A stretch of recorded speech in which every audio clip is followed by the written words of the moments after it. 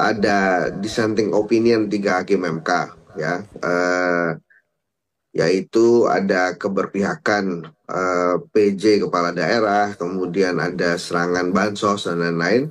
Menurut saya, walaupun itu mesti ditelaah dan dibuktikan, saya menduga itu masih terjadi gitu. Itu yang pertama. Kemudian yang kedua, tentang waktu. Mereka memang gubernur sebelumnya, tapi apakah layak disebut petahana pada saat pilkada kali ini? Mungkin juga tidak, karena yang sebetulnya menjadi petahana adalah PJ-PJ kepala daerah, karena sudah cukup lama mereka memimpin daerah tersebut. Ada yang sudah 1 tahun, 1 tahun setengah, bahkan ada yang 2 tahun gitu ya. Nah, memang ada jeda 2 tahun bagi petahana, selama dia memimpin, kemudian ada jeda 2 tahun ke pilkada karena memang aturannya demikian.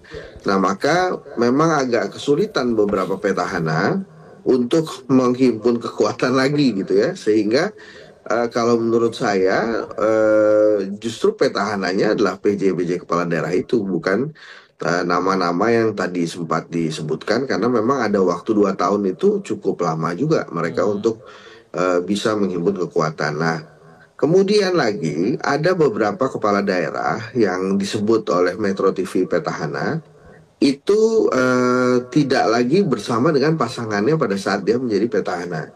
Tadi disampaikan ada Zulkifli Mansyah dan Rohmi ya. Itu mereka berdua terpisah tuh, bahkan saling tempur di pilkada, sehingga pemenangnya adalah calon yang lain tentu saja, karena suaranya mereka terpisah gitu, terpecah.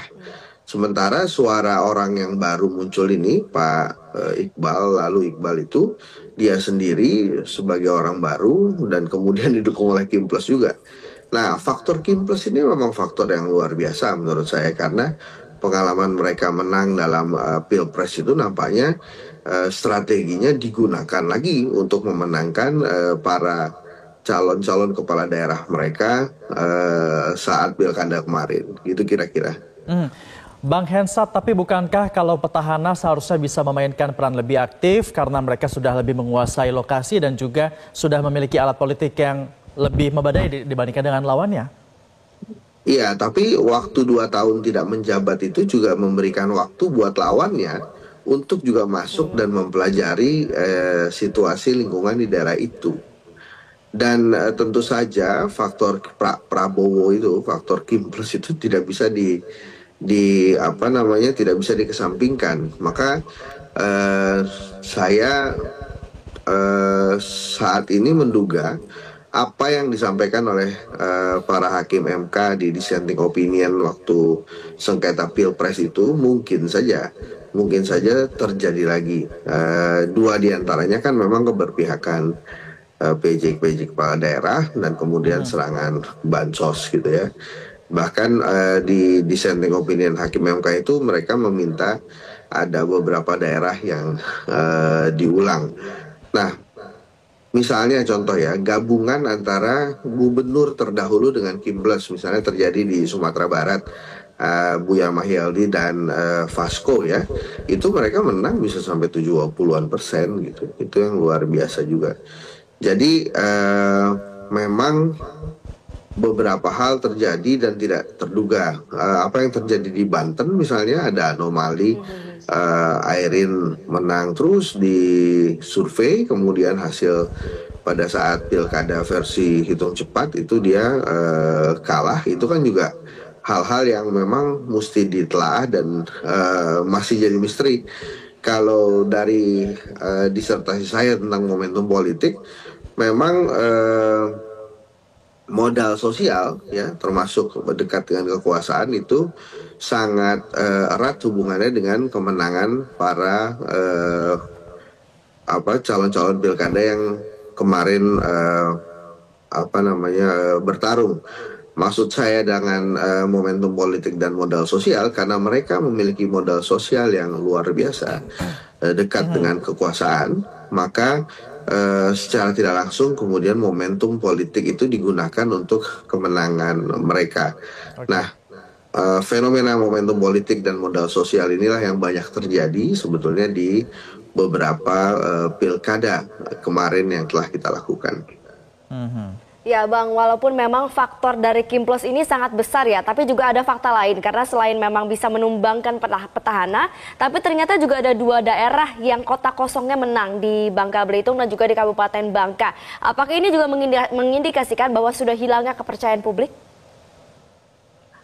Ya, itu sebuah hal yang menarik ya. Kan kalau kota kosong terjadi, itu ada dua kemungkinan ya. Yang pertama adalah ada calon yang memang sudah sangat kuat sehingga semua partai politik mendukung mereka, mendukung dia gitu ya. Kemudian yang kedua adalah si calon ini begitu kuatnya tapi tidak disukai oleh partai-partai politik sehingga partai politik meninggalkan dia dan memilih calon yang lain yang walaupun disukai partai politik tapi ternyata tidak disukai oleh rakyat di situ gitu. Nah, apa yang terjadi di Pangkal Pinang dan satu lagi kalau nggak salah ya tempatnya itu menurut saya sih ya bukan hal yang pertama kan. Kita pernah punya menang lawan kota kosong. Nah, beberapa hal kan yang menariknya di pilkada itu kan ada yang begitu.